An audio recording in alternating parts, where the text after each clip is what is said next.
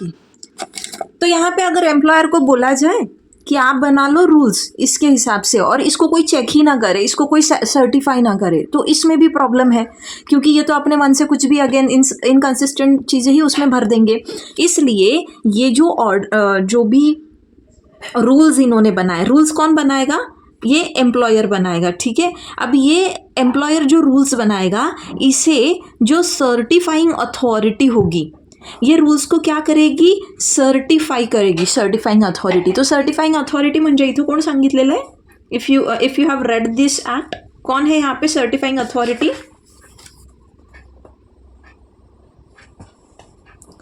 नहीं पढ़ा किसी ने? चीफ लेबर कमिश्नर का काहीतरी yes yes exactly, very good. तो ये चीफ लेबर कमिश्नर होगा या फिर कोई भी regional commissioner, okay, depending upon that scenario, जो भी है, चीफ लेबर कमिश्नर या कोई भी रीजनल लेबर कमिश्नर, तो ये होगा सर्टिफाइंग अथॉरिटी। अब इसे सर्टिफाई करवाना है तो इसको क्या करना है? पहले क्यों जिनके लिए रूल्स बने हैं उन्हें तो पता हो भाई रूल्स में क्या है, क्योंकि again there are chances of corruption कि आप इनको जो है कुछ हैपन्स, दिस थिंग्स हैपन्स कि may be this person acted in favour of the employer. तो इन रूल्स को क्या करना होता है कि जो एम्प्लॉयज़ होते हैं, तो एम्प्लॉयज़ के जो रिप्रेजेंटेटिव कोई भी होगा, it could be any trade union also, तो इन्हें पहले ये रूल्स जो है ना भेजे जाते हैं for observation, for objection, for suggestions, and इनके जो भी उस पर सजेशंस आते हैं तो उस हिसाब से अगर लगता है ये सर्टिफाइंग अथॉरिटी को कि इसमें तो चेंजेस करना ज़रूरी है, इट नीड सम मॉडिफिकेशंस, तो वो करता है एंड फिर ये चीज़ जो है ये फोर्स में आ जाती है। This act is all about this things, मतलब ये सर्टिफाइंग नहीं, सॉरी, जो स्टैंडिंग ऑर्डर्स है, तो इस तरीके से ये काम करता है। ओवरऑल एक स्कीम समझ लिएगा तुम्हाला। Did you understand the overall scheme of this particular act? Yes ma'am. Okay, now let us understand कि जैसे सेक्शन वाइज इन लोगों ने दे रखा है ना, we have seen the history देख ली, मैम ने एक स्कीम देख लिया। अब हम सेक्शन टू सेक्शन जाते हैं कि क्या क्या सारे प्रोविजंस है इसमें, क्या इसमें पेनल्टी वगैरह भी है एंड ऑल। ओके, तो देखो अब यहाँ पे इस पर्टिकुलर एक्ट का ऑब्जेक्ट क्या है? What is the object? Object क्या था इस एक्ट का? कि टू फॉर्मली डिफाइन, फॉर्मली क्या डिफाइन करना है? अभी फॉर्मल वे में डिफाइन करना है मतलब क्या? ऑफिशियल वे में आप डिफाइन कर रहे हो, यानी इनफॉर्मली बता रहे हो, okay, not that way. Formally किस चीज़ को डिफाइन करना है? Formally to define conditions of employment. क्या डिफाइन करना है? Conditions of employment. अब देखो, जब ये रूल्स बना रहा है एम्प्लॉयर, तो उसको बाकी सारे एक्ट्स को भी ध्यान में रखना होगा, बराबर है ना? If certain provision is given, अगर वर्किंग आवर्स का प्रोविजन दे रखा है ऑलरेडी फैक्ट्रीज एक्ट में, अगर वेजेस का प्रोविजन दे रखा है, अगर डिस्प्यूट सेटलमेंट का प्रोविजन दे रखा है, तो इसके ऊपर तो ऑलरेडी लेजिस्लेशंस है। तो इन लेजिस्लेशन को कहीं भी इनकंसिस्टेंट रूल जो है वो नहीं बनाना इनको। सो ये जो एक्ट है, यहाँ पे ये सारे एक्ट्स, बाकी जितने भी लेबर लेजिस्लेशंस हैं, इनको भी ध्यान में रखते हुए सारे रूल्स बनाने होते हैं। अब इसका जो एक्सटेंट है, इसका जो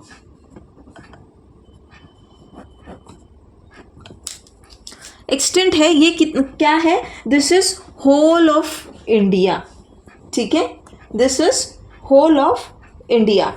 तो पहले जो था ना, this was only limited, I mean this excluded Jammu and Kashmir, but याच्यामध्ये ना 1970मध्ये अमेंडमेंट झाली होती, okay, it had an amendment in 1970 and 1970 से इसमें जम्मू एंड कश्मीर को भी इंक्लूड कर लिया गया था। अब एप्लीकेशन कहाँ पे होगा इस एक्ट का? Where this act is applicable, मतलब कहाँ पे ये ऐसे इस तरीके के रूल्स जो है, मतलब ये जो स्टैंडिंग ऑर्डर्स है, ये बनाने होंगे। तो ऐसी हर कोई इंडस्ट्रियल इस्टेब्लिशमेंट जहाँ पे 12 महीने में किसी भी दिन, कोई भी एक दिन, चाहे एक ही दिन क्यों ना हो वो, अगर वहाँ पे 100 वर्कमैन या फिर 100 प्लस वर्कमैन जो है, अगर वो दे हॅव बीन एम्प्लॉयड, 100 किंवा 100पेक्षा जास्त त्या ठिकाणी कामगार जर काम करत असतील, एम्प्लॉईज जर त्या ठिकाणी काम करत असतील, तर त्या इंडस्ट्रियल इस्टॅब्लिशमेंटमध्ये this act will be applicable. ठीक है, लेकिन यहाँ पे जो अप्रोप्रिएट गवर्नमेंट होता है, ठीक है, अप्रोप्रिएट गवर्नमेंट, इसके पास एक पावर है. क्या पावर है कि भले ही यहाँ पे 100 से कम है, the number of workers, the number of employees they are less than the 100, फिर भी इस एक्ट को वहाँ पे अप्लाई किया जा सकता है. बट वो करने के लिए क्या करना होगा इन्हें, तो इन्हें बिफोर हैंड, मतलब 2 महीने पहले, 2 months before the application of this act, उन्हें एक नोटिस देना होगा. नोटिस किसको, तो उस एम्प्लॉयर को. मतलब पहले तो ऑब्वियसली ये ऑफिशियल गैजेट में ये करेंगे and then it will be made known to that employer जिन पे ये एप्लीकेशन होगा. ठीक है, यहाँ तक क्लियर गाइस? हाँ, अब देखो ये एक्ट एप्लीकेबल कहाँ नहीं होगा, where this act shall not be applicable. तो इसमें ना कुछ एक्सेप्शंस भी है. Okay, and these exceptions they are given right in the section 1 only. Section 1 का क्लॉज 4 जो है, यहीं पर हमें ये एक्सेप्शंस मिल जाते हैं. तो जहाँ पे बीरा का एप्लीकेशन है एंड जहाँ पर बीरा का मतलब पूरा नहीं, बीरा का सिर्फ जो चैप्टर 7 है. ओके, बीरा का चैप्टर 7 जिस इंडस्ट्रीज पे एप्लीकेबल है वहाँ पर नहीं होगा. No, BIRA is what, BIRA is actually Bombay industrial relations act of 1946 का ये एक एक्ट है. And if you straight way write BIRA also, that is okay. Nobody is gonna strike out your answer, आप लिख सकते हो ऐसे. एंड जहाँ पर this Madhya Pradesh industrial employment standing orders act, ये जहाँ पर एप्लीकेबल है, तो ये एक्ट है अगेन, दिस इज ऑफ 1961. तो this is what, Madhya Pradesh industrial employment standing orders act. जहाँ पर ये एप्लीकेबल है जिन इंडस्ट्रीज पे, वहाँ पर भी ये जो एक्ट है हमारा, ये एप्लीकेबल नहीं होगा. लेकिन अभी इसमें एक्सेप्शन में और एक एक्सेप्शन है. क्या, अगर कोई भी इंडस्ट्री मध्य प्रदेश में है लेकिन वो industry is under, it is controlled by central government. Very good, it is controlled by the central government. ये सेंट्रल के अंडर आता है ये इंडस्ट्री, तब उस पे ये जो एक्ट है हमारा, मतलब ये जो स्टैंडिंग ऑर्डर्स का एक्ट है, ये एप्लीकेबल होगा. Clear guys?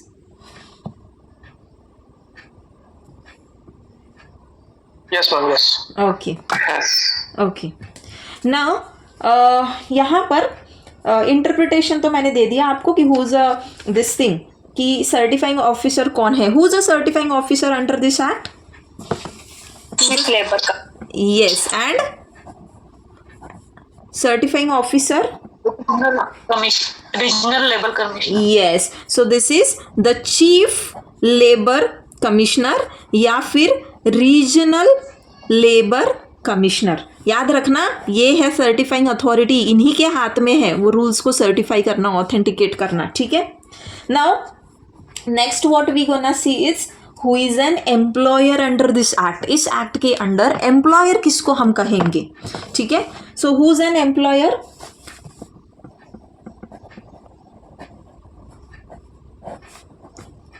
तो एम्प्लॉयर देखो, एम्प्लॉयर का मतलब अगर इंडस्ट्रियल इस्टेब्लिशमेंट है, if there is an industrial establishment, तो इंडस्ट्रियल इस्टेब्लिशमेंट के लिए एम्प्लॉयर कौन होगा वहाँ पे, तो एम्प्लॉयर होगा ओनर. ठीक है, इंडस्ट्रियल इस्टेब्लिशमेंट में एम्प्लॉयर कौन हो गया, जो ओनर है. लेकिन अगर कोई फैक्ट्री है ऐसी कि जहाँ पर सेक्शन 7 जो है ना हमारा फैक्ट्रीज एक्ट के अंडर, तो वहाँ पे मैनेजर जो है, मैनेजर ऑफ द फैक्ट्री, उसे भी अगर फैक्ट्रीज एक्ट की बात करें हम, if there is a factory, तो फैक्ट्री में फैक्ट्रीज एक्ट के तहत, फैक्ट्रीज एक्ट जो है इसके तहत जो मैनेजर है, manager is also included in the category of employer. अब ये क्यों बताया है? Manager actually he is not the original employer, but मतलब ये उसको रिस्पॉन्सिबिलिटी दी गई है कि आप ये जो रूल्स वगैरह है ना, ये चीज़ें आप बनाएंगे। अगर वो इंडस्ट्रियल इस्टेब्लिशमेंट है लेकिन ये किसी मतलब ये गवर्नमेंट ऑफ इंडिया या फिर any department of government India जो है उसी वो कंट्रोल करते, it is under the control of हुम? कोई भी इंडस्ट्रियल इस्टेब्लिशमेंट जो किसके कंट्रोल में है? Government of India. तो वहां पे कौन, हम किसे कहेंगे एम्प्लॉयर कौन है? तो जिस भी अथॉरिटी को, ऐसी जो भी इंडस्ट्रियल इस्टेब्लिशमेंट जो गवर्नमेंट ऑफ इंडिया के कंट्रोल में है, तो वहां पर जिस भी अथॉरिटी को अपॉइंटेड किया है, सीधे अपॉइंट सर्टन अथॉरिटीज ना, तो जो भी अथॉरिटी अपॉइंटेड है to act in this behalf, तो उसे हम कहेंगे कि वो है एम्प्लॉयर। येत आहे लक्षात?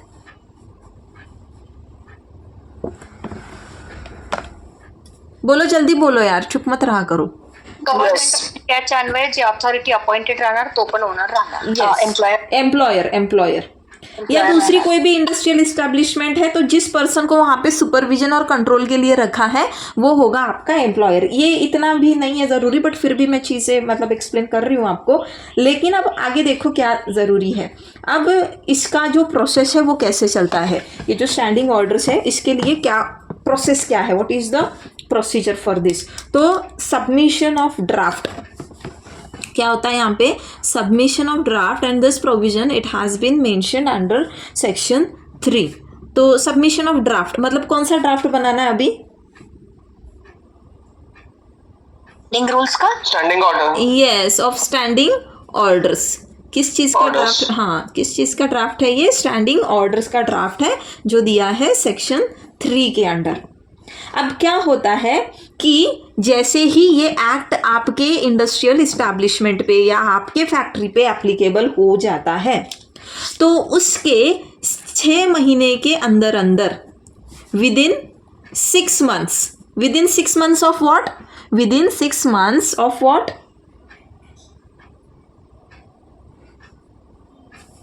6 मंथ्स कहाँ से? Drafting of, submission of draft, application of this act. शुरू में बोला ना मैंने कि ये एक्ट जैसे ही उस इस्टेब्लिशमेंट पे अप्लाई हो जाता है. अब ये एक इस्टेब्लिशमेंट है मानो, ठीक है. अब यहाँ पे काम कर रहे थे अब तक 70 people, let's consider like this, okay. यहाँ पे इनका बढ़ते बढ़ते अब मानो ये जो फॉर एग्जांपल जनवरी 2023 में इनके हो गए अभी 102 वर्कर्स, ठीक है. नंबर इंक्रीज हो गया. अब जिस दिन मान लो 1 जैन 2023 इस डेट को इस फैक्ट्री में क्या हो गया? 102 हो गए. इससे पहले 70 थे, अब यहाँ पर इस पर्टिकुलर डेट को ये 100 क्रॉस कर लिया इसने. तो जैसे इसने 100 टच किया या फिर 100 क्रॉस कर दिया, तो उस दिन क्या होगा? ये एक्ट लागू हो जाएगा. Very good. तो ये जो हमारा स्टैंडिंग ऑर्डर्स का एक्ट है ये अब इस पे एप्लीकेबल हो जाएगा. अब मतलब ये 1 जनवरी को इस पे एक्ट एप्लीकेबल हो गया, राइट? 1 जनवरी 2023. तो यहाँ से 6 महीने के अंदर अंदर इन्हें क्या करना है?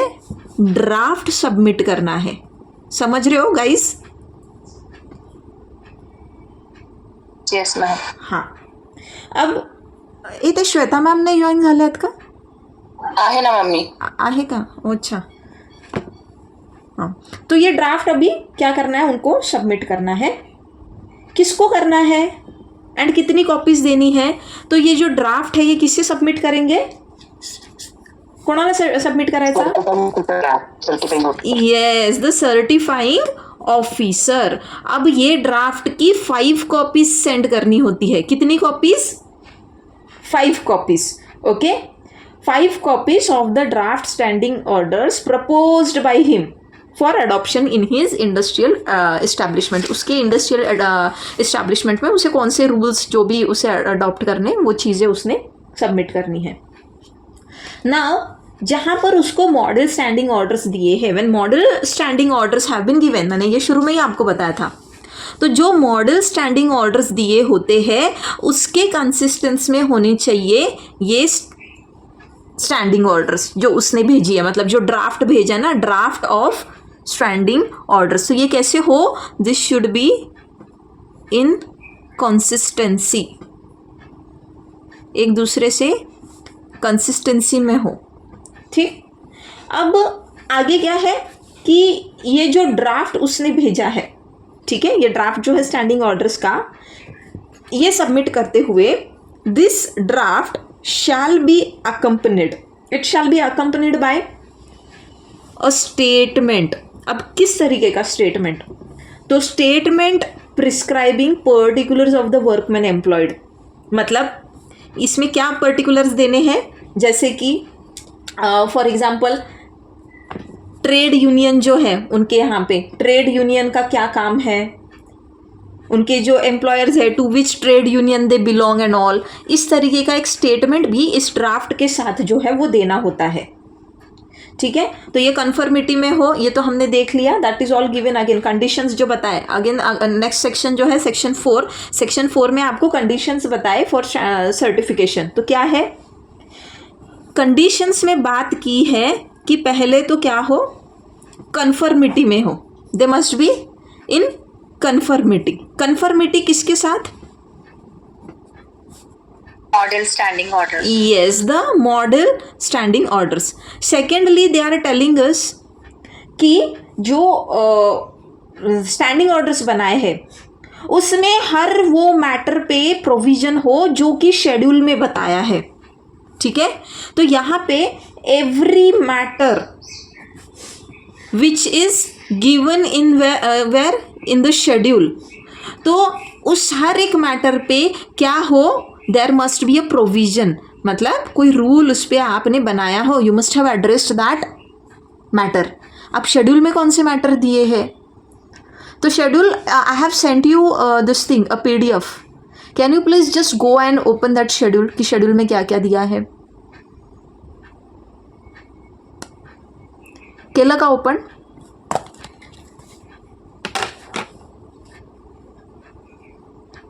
मैम ओपन किया है। सी अभी जाने दो, छोड़ो, मैंने ओपन कर लिया पेज यहीं पे। नाउ सी, ये जो शेड्यूल है, शेड्यूल में क्या क्या मैटर्स, मतलब उस पर रूल्स होना, ये होना ही चाहिए। हाँ, ये जो भी पॉइंट्स दिए हैं, ये 10 पॉइंट्स दिए हैं, ये 10 पॉइंट पे तो होना ही चाहिए। एंड इसके अलावा भी कोई दूसरा मैटर है जिस पे एम्प्लॉयर को लगता है कि कोई रूल बनाना है मैंने, तो वो उस पर बना सकता है। आप लोग इतना भी समझ लेते हो ना, और इस चीज़ को, ये रूल्स को भी आप अच्छे से एक्सप्लेन करते हो, तब भी आपका अच्छा खासा एक आंसर का लेंथ हो जाएगा ना। सी व्हाट इट सेज, काय द्यायचं आहे ह्याच्यामध्ये, कौन से मतलब ऐसे सब्जेक्ट मैटर्स है जिस पे प्रोविज़न बनाना है, रूल बनाना है। क्लासिफिकेशन ऑफ वर्कमैन, कि किस तरीके से क्लासिफिकेशन किया जाएगा उस इस्टेब्लिशमेंट में, कि परमानेंट वर्कमैन कौन रहेगा, टेम्पररी कौन, अप्रेंटिसेस जो है वो कौन से कैटेगरी के लोगों को अप्रेंटिसेस कहा जाएगा, प्रोबेशनर्स कौन होगा, बदली कामगार, ये सारी चीज़, ठीक है। देन उन्हें manner of intimating to workman, क्या मैनर ऑफ इंटीमेटिंग कहा है, मतलब आप किस तरीके से उनके periods and hours of work जो है, हॉलीडेज जो है, पे डेज जो है, वेज रेट्स जो है, ये इंटिमेट करेंगे। म्हणजे तुम्ही कुठल्या पद्धतीने त्यांना इंटिमेट करणार आहे, त्यांना इन्फॉर्म करणार आहे, कशाबद्दल, त्यांचं कामाचे तास किती, त्यांना सुट्टी कधी असणार आहे, त्यांचे पे डेज कोणते, त्यांचे वेज रेट्स काय, हे कशा पद्धतीने सांगणार। आता जर बघा, आपण ज्या ठिकाणी काम करतो, म्हणजे I don't know about your particular offices and all, but देखो, मैं जब I was working as a teacher for a school, तो वहाँ पर क्या होता था, see there used to be a register, एक रजिस्टर यायचं आणि त्या रजिस्टरवरती नोटीस असायचं जे काही असेल, एंड टीचर्स को वहाँ पे वो साइन करना पड़ता कि okay we have got the notice of, मतलब मैनर ऑफ इंटीमेशन क्या था हमें, कि एक रिटर्न नोटिस आता था and we were suppose to sign it, and जिस टीचर का साइन है उस पर, तो इसका मतलब उसको वो चीज़ जो है वो इन्फॉर्मेशन मिल गई है कि चलो भाई कल छुट्टी है एंड बच्चों को भी बता देना है। तो that was manner of intimating.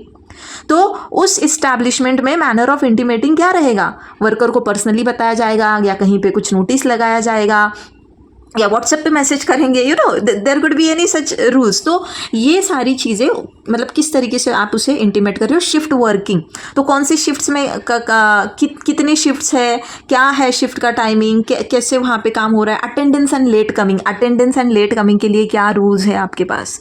तो आप आते हो तो आपको बायोमेट्रिक करना है या आपको किसी रजिस्टर में साइन करना है, एक रजिस्टर है या दो है। Now there was this another school where I used to work at वनी, तो वहाँ पे ना 2 रजिस्टर्स होते थे। एक आपको जो है ना एंट्री पे साइन करना है, एक आपको जाके ऑफिस में भी प्रिंसिपल के केबिन में भी साइन करना है। एंड सिर्फ अगर एक साइन किया है एंड दूसरा साइन नहीं है तो it was considered as absent. तो ये भी चीज़ें होती है कि अटेंडेंस का क्या सिस्टम है आपके पास। आजकल तो हर जगह बायोमेट्रिक हो गया है। लेट कमिंग, जैसे हमने कहा था कि 3 लेट मार्क होते हैं, तो क्या है 1 दिन का वहाँ पर पे आपका जो है कट किया जाता है।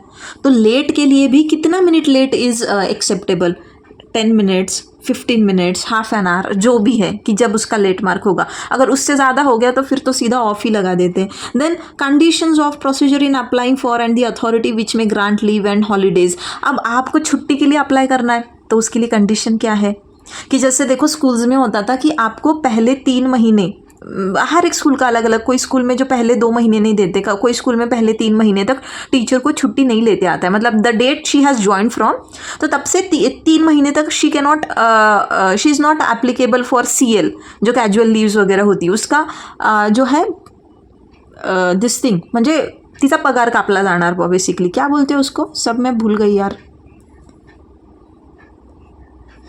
विदाउट पे लीव होता है उसे क्या बोलते हैं? विदाउट पे बोलते मैम, नहीं एक कुछ है ना ऐसे, LWP, हाँ LWP, leave without pay, yes yes. ये स्कूल छोड़ दिया ना मैंने, अभी सालों हो गए, अब याद नहीं रहा। ठीक है चलो ना। ये कंडीशन मतलब अभी प्रोसीजर कि आपको लीव के लिए अप्लाई करना है तो कितने दिन पहले करना है, ठीक है। एंड कब आपको नहीं मिलेगा। अब कोई कोई इस्टेब्लिशमेंट में होता है, देखो जो आपका वीक ऑफ होता है ना, तो वीक ऑफ से कनेक्टेड जो डेज आते हैं, मतलब अगर सैटरडे आपका वीक ऑफ है तो सैटरडे से पहले फ्राइडे एंड सैटरडे के बाद संडे, ये 2 दिन अगर आप छुट्टी लेते हो तो आपका ये 1 दिन, अगर मान लो आपने फ्राइडे ले लिया छुट्टी, तो आपको 2 दिन का पे आपका कट किया जाएगा। इस तरीके के रूल्स होते हैं। एंड किसको अप्लाई करना है, who is the proper authority, कि आप किसके पास एप्लीकेशन आपका करेंगे, वो अथॉरिटी कौन है, ये सारी चीज़ें। Then requirement to enter premises by certain gates, कि किस गेट से आपने एंट्री करना है। देन वहाँ पर liability to search and all, देखो बहुत ये इंडस्ट्रियल इस्टेब्लिशमेंट्स जो होती है ना, if you have worked over there, I don't know whether you have, I have worked when I passed my 10th I worked in one of the factories in Ambad। तो आप जब company से return निकलते हो ना छुट्टी के बाद, तो आपका बाकायदा वहाँ पे एक चेकिंग होता है। Your bags are being checked, your tiffin boxes are being checked, you are being checked कि आप ताकि फैक्ट्री का कुछ सामान तो नहीं लेके जा रहे हो and so on. Then closing and reopening of sections of the industrial establishment, कि कौन सा सेक्शन जो है कब चालू होगा कब बंद होगा। वेरियस सेक्शंस आर देयर ना, एक इंडस्ट्रियल सेटअप बहुत बड़ा होता है, तो उसका कौन सा सेक्शन कब चालू होगा कब बंद होगा। And temporary stoppage of work, rights and liabilities of employer and workman arising there from, अगर टेम्पररी काम बंद हो जाता है तो उसमें राइट्स लायबिलिटीज क्या अराइज होते हैं, उसके बारे में सारे रूल्स। टर्मिनेशन कैसे होगा, कोई एम्प्लॉई को आप निकाल रहे हो काम से, तो उसका किस तरीके से उसे निकाला जाएगा, नोटिस किस तरीके से दी जाएगी, दिस एंड ये सारी चीज़ें। सस्पेंड कर रहे हो, डिसमिस कर रहे हो फॉर मिसकंडक्ट, तो कौन कौन सी चीज़ें जो है उसे आप मिसकंडक्ट मानेंगे, ठीक है। कौन से ऐसे एक्ट्स हैं या ओमिशंस है कि जो मिसकंडक्ट कहेंगे आप उसको। Then means of redress for workman against unfair treatment और wrongful exactions by this employer, तो अगर गलत तरीके से किसी एम्प्लॉयर को जो है निकाला जाता है या फिर उसे अनफेयर वे में ट्रीट किया जाता है, तो वो कौन से रिड्रेसल मैकेनिज्म को अप्रोच कर सकता है, how he can redress his whatever problems are there and any other matter, और कोई भी दूसरे मैटर जो एम्प्लॉयर को लगता है। तो ये जो अभी शेड्यूल में बताया, कळलं आहे का हे सगळ्यांना? सोपं आहे ते, काय फार अवघड नाही आहे।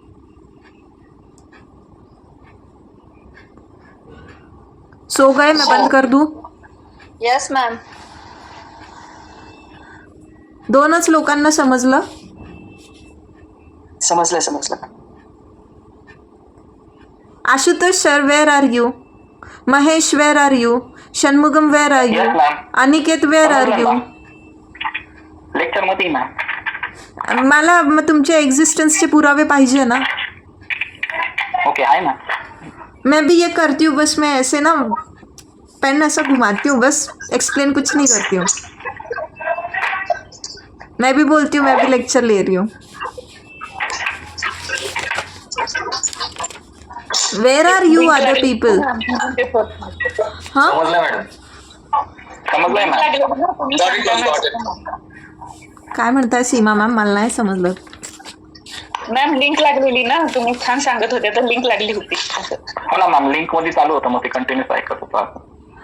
अरे पण मी थांबल्यानंतर काही तर रिप्लाय द्या.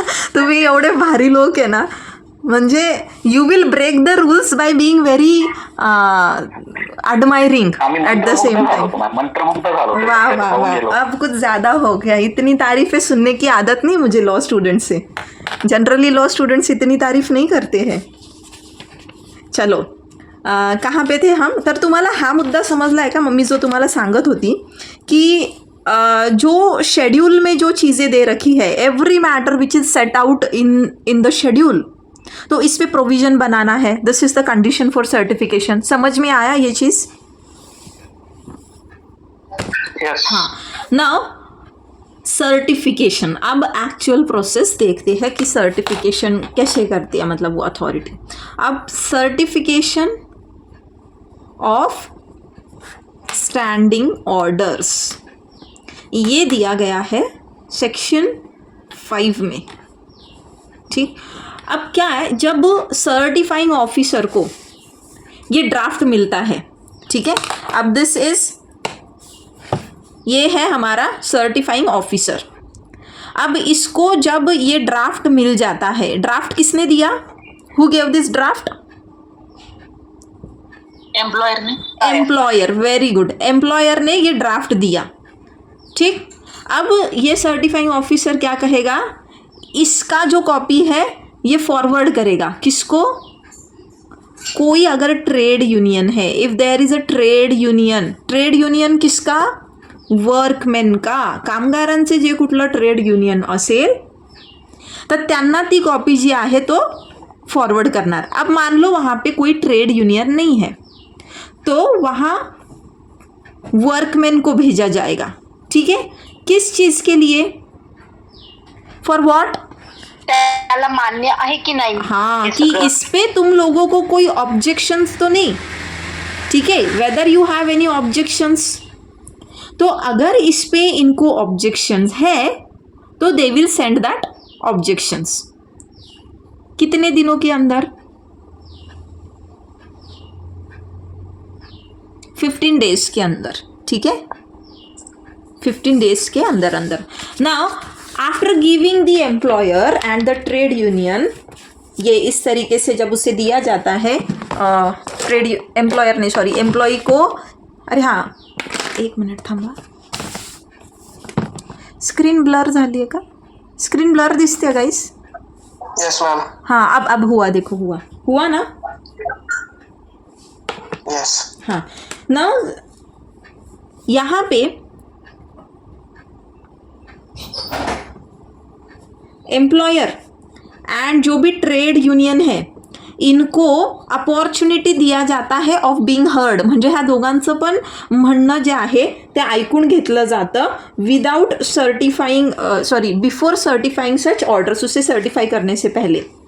अब जब उसमें जो भी ऑब्जेक्शंस आते हैं, अगर वो ऑब्जेक्शंस लगता है उसको, जो भी सर्टिफाइंग ऑफिसर है उसको लगता है कि ये ऑब्जेक्शंस जो है भाई these are reasonable objections and we must definitely look into the matter, तब वो क्या करेगा? ऑब्जेक्शन के हिसाब से मॉडिफिकेशन करेगा. ठीक है. अब ये मॉडिफिकेशन करने के बाद वो 7 दिन के अंदर वो जो भी 7 डेज के अंदर, within 7 days what he will do, he will certify the draft. He will certify the draft of standing orders. ठीक है. उसे ऑथेंटिकेट करेगा एंड वो उसे भेज देगा। अब किसको भेजेगा ये सर्टिफाइड, अभी इसका जो भी कॉपी है ये, मतलब ये ऑथेंटिकेटेड सर्टिफाइड ऑर्डर्स जो है ये भेजेगा गवर्नमेंट और एम्प्लॉयर, ये एम्प्लॉयर को भेजेगा, ये ट्रेड यूनियन को भेजेगा, या फिर ट्रेड यूनियन नहीं है तो जो भी रिप्रेजेंटेटिव है ना वर्कमैन का वहाँ पर, उन लोगों को ये भेज देगा। ठीक है ना। अगर यहाँ पे से again if there is some aggrieved party, ये सब होने के बाद भी अगर मान लो there is some aggrieved party, तो अग्रीव्ड पार्टी जो है क्या ये अपील कर सकती है, ये अपील कर सकती है या नहीं? तो यस। अब ये अपील कितने दिनों के अंदर करेगा? तो जब ये ऑर्डर का कॉपी इनको भेजा जाता है उसके 30 डेज के अंदर अंदर, विद इन 30 डेज क्या होगा? अपील होगा to the appellate authority. Appeal वगैरह वैसे ही आपको कुछ इतना खास नहीं पूछता क्या है, एंड वैसे दिया भी नहीं इतना, तो ये अपील में जाएंगे बस, अपेलेट अथॉरिटी जो है इनके पास। अब date of operation of standing orders, तो ये जो स्टैंडिंग ऑर्डर्स है, अब जो यहाँ पे ये सर्टिफाई कर देता है एंड भेज देता है इनको, एम्प्लॉयर को भेजा, रिप्रेजेंटेटिव को भेजा या ट्रेड यूनियन को भेजा, तो इनको भेजने के बाद ये ऑपरेशन में कब आएंगे, मतलब ये लागू कब होंगे ये नियम? When they will come into action. तो इस डेट को, मतलब जिस डेट को इनको कॉपी मिली, ठीक है, तो वहाँ से ये 30 डेज जो है on the expiry of 30 days, जिस दिन इनको कॉपीज मिल गई वहाँ से 30 डेज के बाद वो जो सारे ऑर्डर्स है, जो स्टैंडिंग ऑर्डर्स है, they will come into force. Okay, समझ लाएगा? हाँ, अगर अपील भेजा है, ओके, अगर अपील में गए हैं तो अपील किया है तो वहाँ से जो भी कुछ डिसीजन आता है उसके 7 डेज के बाद, तो 7 डेज एक्सपायर होने के बाद, अब ये जो स्टैंडिंग ऑर्डर्स होते हैं इसका रखना होता है एक register. There is this register of standing orders, there is this provision of register of standing orders under section 8। तो सेक्शन 8 क्या कहता है कि a copy of all standing orders as finally certified, इस एक्ट के अंडर ये they shall be filed by the certifying officer. तो जो सर्टिफाइंग ऑफिसर होता है ये, इसकी क्या होती है? ड्यूटी होती है, क्या करना है इसे, कि इसके सारे जो भी स्टैंडिंग ऑर्डर्स है जो उसने सर्टिफाई किए हैं उनको क्या करना है, उसने फाइल करना है। They will be filed where, they will be filed in a register. एक रजिस्टर वहाँ पर मेंटेन करना होता है जहाँ पर ये सारी चीज़ें जो है लिखी होती है। अब यहाँ पर इन लोगों को मिल गया, ये एक्शन में आ गया, बट ये जो स्टैंडिंग ऑर्डर्स है इसको और एक प्रोविज़न है कि वो आपको, क्योंकि वो सबको पता हो ना, तो फैक्ट्री में जो भी new person he is coming, employee हो या फिर कोई मैनेजर हो, व्हाटएवर, इन व्हाटएवर कैपेसिटी, तो सबको ये जो स्टैंडिंग ऑर्डर्स है ये पता हो। तो इसलिए सेक्शन 9 बात करता है कि इन स्टैंडिंग ऑर्डर्स को आपको पोस्ट भी करना होता है। So this is posting of standing orders. तो ये कहाँ पे पोस्ट करेंगे हम? Where will post them? Facebook पे या व्हाट्सएप पे? नोटिस बोर्ड पे। नोटिस बोर्ड पे। ओके, तो ये जो मला माझा आवाज का आम्हाला पण इको होतोय, आम्हाला पण इको आहे. कोणाचा तरी माईक ऑन आहे त्याच्यामुळे असं झालं. हो सर, हो मॅडम, एकाच आहे. हां, ते गेल्या वेळ बघा निधीचं असं व्हायचं, निधीचा माईक ऑन असला की आपल्याला इको व्हायचं. सर म्हणून त्यांचा होता. हां, डॉक्टर केला का बंद त्यांनी? नाही, पण त्यांचा अजूनही ऑन आहे, पण त्यांच्यामुळे नाही होते echo. It might be some other person. जवळजवळ 2 इन्स्ट्रुमेंट असले की तेव्हा पण होतं असं.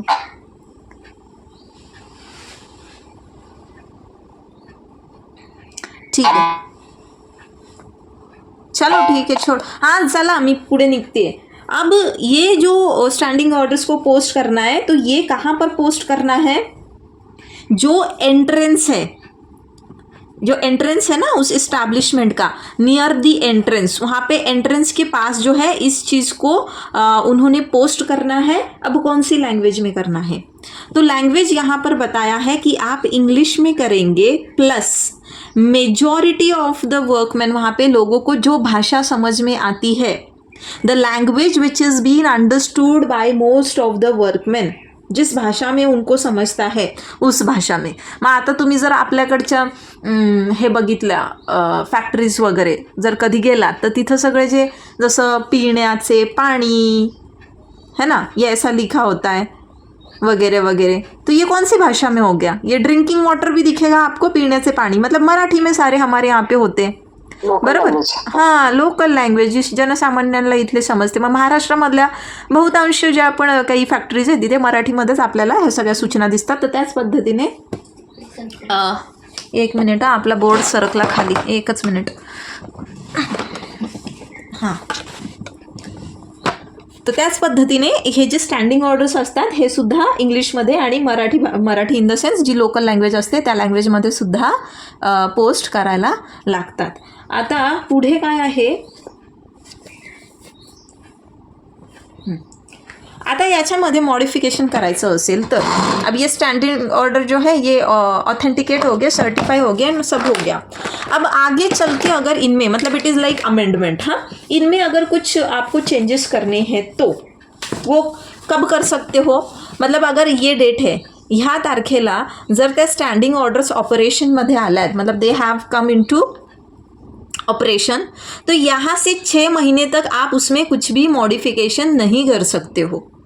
ठीक है, 6 मंथ्स तक तो कोई मॉडिफिकेशन नहीं हो सकता है एंड आगे चल के you can apply for modification. तो अंटिल एक्सपायरी ऑफ 6 मंथ्स, तो जब से लास्ट मॉडिफिकेशन हुआ या फिर वो चीज़ फोर्स में आई तो आप 6 महीने तक उसमें कोई चेंज नहीं कर सकते हो. नाउ जब यहाँ पर 1 मिनट थांबा, मला पाणी पिऊ दे यार.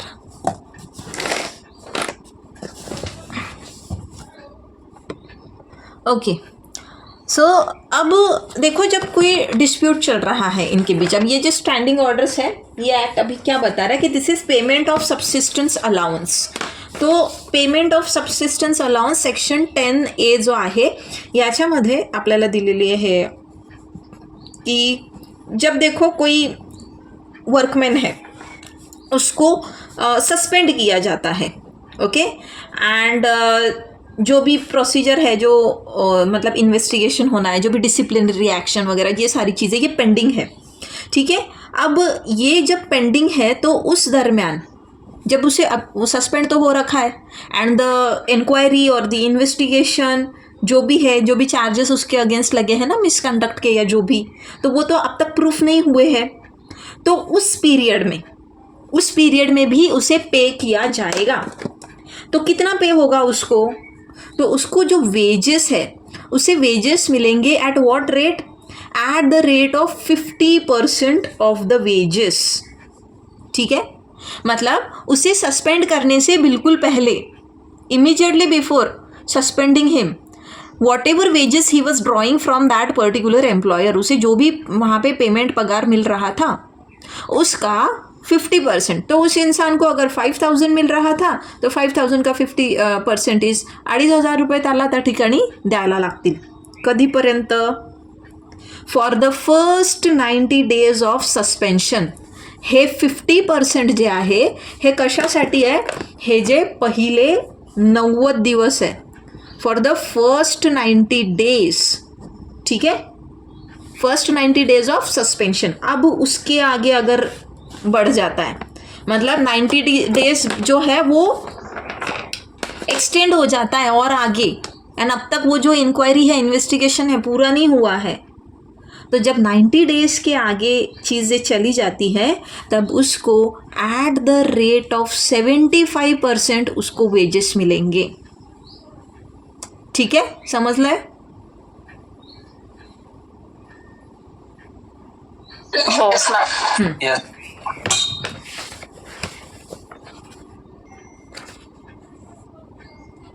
अब ये जो सर्टिफाइंग ऑफिसर्स होते हैं या जो भी अपेलेट अथॉरिटीज़ होते हैं तो इनको सारी सिविल कोड की पावर होती है। ओके, जो भी ये सर्टिफाइंग अथॉरिटीज़ है या फिर अपेलेट अथॉरिटीज़ है, इनके पास सारी सिविल कोड की पावर्स है। अब सिविल कोड की पावर्स अब हमने बहुत बार स्टडी किया है। क्या क्या पावर्स होती है ये सिविल कोड की? अटेंडेंस बुलाना है, receiving evidences, administrating oath, attendance of witnesses, है ना, compelling discovery and production of document. माहिती आहे की नाही सिव्हिल कोर्टाच्या पावर्स? अरे माहिती आहे की नाही हे? हां, कितीतरी ॲक्ट्समध्ये आपण हे बघितलेलं आहे आत्तापर्यंत. सिव्हिल कोर्टच्या पॉवर असतात एखाद्या अथॉरिटीमध्ये इन्व्हेस्टेड. म्हणजे कोणकोणत्या पॉवर्स येतील? सगळ्या एव्हिडन्स घेण्याच्या, ॲफिडेव्हिटच्या, प्रोडक्शन ऑफ डॉक्युमेंट्स, विटनेसला बोलवणं, ओथ ॲडमिनिस्टर करणं, ह्या सगळ्या पॉवर्स आल्या त्याच्यामध्ये. चलो, अब पेनॉल्टीज क्या है? What are the penalties? Will see this penalties and then this our module is done. ठीक, आता last provision that we gonna see is the penalties. अब पेनॉल्टीज किस चीज़ के लिए होंगी यहाँ पर?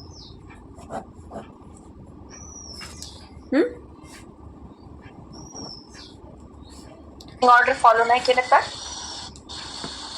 बनवले नाही, पहिले तर ड्राफ्टच नाही सबमिट केला.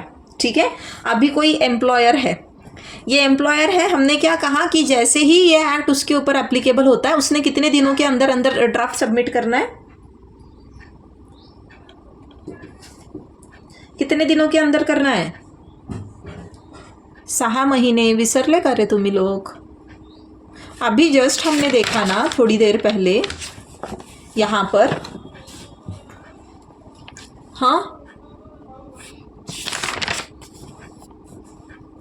कितने दिनों के अंदर एम्प्लॉयर को वो एक्ट का एप्लीकेशन होने के बाद उसकी इस्टेब्लिशमेंट पर उसे कितने दिनों के अंदर अंदर ड्राफ्ट सबमिट करना होता है? 6 months. 6 months. किसको सबमिट करना होता है? Certifying officer. सर्टिफाइंग ऑफिसर कौन होता है? लेबर कमिश्नर या तो फिर रीजनल लेबर कमिश्नर. ओके, अब ये बंदा अगर ड्राफ्ट सबमिट नहीं करता है, ठीक है, he fails to submit the draft. अब जब ये ड्राफ्ट नहीं सबमिट करेगा तो इसको क्या है पनिशमेंट, क्या बताया है?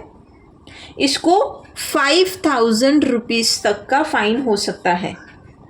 एंड कंटिन्यूइंग ऑफेंस है, अभी इसको पेनलाइज कर दिया है, उसके बाद कंटिन्यूस बेसिस पे, मतलब अभी भी वो दे ही नहीं रहा है, तो हर एक दिन के लिए, एवरी डे, हर एक दिन के लिए उसे एडिशनल 200 रुपीज़ जो है वो पे करना होगा.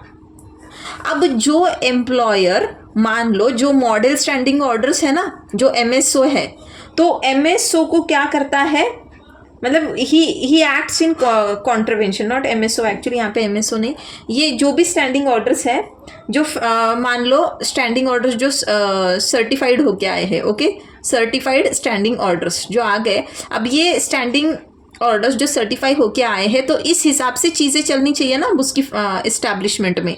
लेकिन इन्हें फॉलो ना करते हुए वो अपने मन से ही जब मर्जी किसी को टर्मिनेट कर दिया, जब मर्जी अटेंडेंस का कुछ भी उसने अपने रूल्स बना लिए, तो उससे क्या पनिशमेंट है?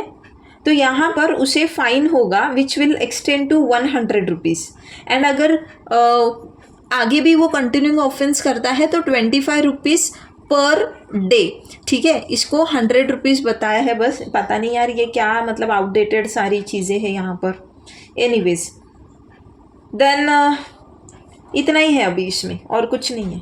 यही है पेनल्टीज़ की मेन 2 ही चीज़ें याद रखो. एम्प्लॉयर अगर सबमिट नहीं करता है ड्राफ्ट 6 महीने के अंदर अंदर तो 5,000 रुपये का फ़ाइन, एंड हर बढ़ते दिन के लिए 200 रुपये.